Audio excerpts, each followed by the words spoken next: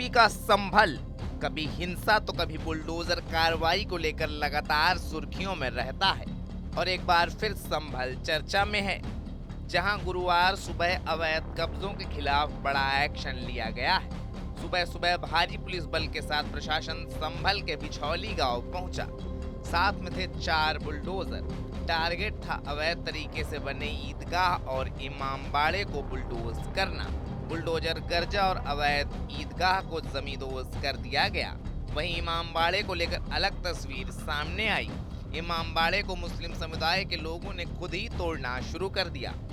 दरअसल प्रशासन के मुताबिक जिस जमीन पर यह निर्माण किया गया था वो सरकारी रिकॉर्ड में दर्ज थी। गाटा संख्या 1240 की जमीन खाद के गड्ढों के लिए दर्ज और गाटा संख्या 1242 पशुचर भूमि के रूप में दर्ज थी।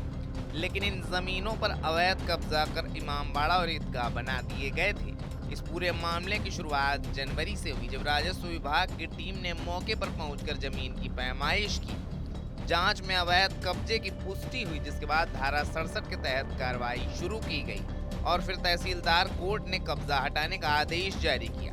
कार्रवाई के दौरान पूरे इलाके को छावनी में तब्दील कर दिया गया। पीएससी, आरएएफ और स्थानीय पुलिस सबको तैनात किया गया ताकि हालात पूरी तरह नियंत्रण में रहे। जो इमामबाड़ा था उसमें क्या नाम है, खादी अड्डों की जगह में उससे हुआ ईदगाह पे और उसमें ईदगाह थी और इमामबाड़ा। कितने जमीन थी यहाँ पर? जमीन तो ये थोड़ी से 200-250 गज में था इमामबाड़ा तो, और ईदगाह भी इतनी में थी।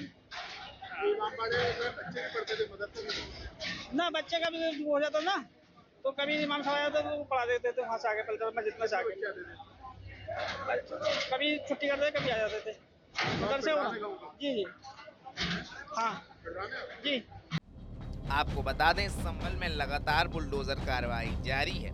इससे पहले भी प्रशासन मस्जिद, मदरसा और दुकानों समेत कई अवैध निर्माणों के खिलाफ अभियान चला चुका है। कई मामलों में तो ग्रामीणों ने खुद ही अवैध ढांचे तोड़ दिए जब प्रशासन ने अल्टीमेटम दिया। अब बुलडोजर कार्रवाई के बाद जहां कभी इमामबाड़ा और ईदगाह थे, प्रशासन साफ कर चुका है कि सरकारी जमीन पर कब्जा करने वालों के खिलाफ आगे भी इस तरह का एक्शन जारी रहेगा।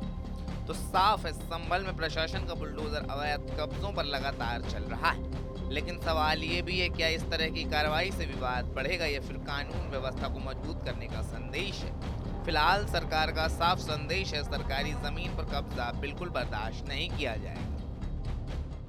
मुझे डायबिटीज है। मेघदूत मधुशून्य ये हाई ब्लड शुगर और ब्लड प्रेशर को कंट्रोल तो करता ही है, साथ में ये मुझे काफी एनर्जेटिक रखता है। मेघदूत मधुशून्य खाओ, फिट एंड फाइन हेल्थ बनाओ।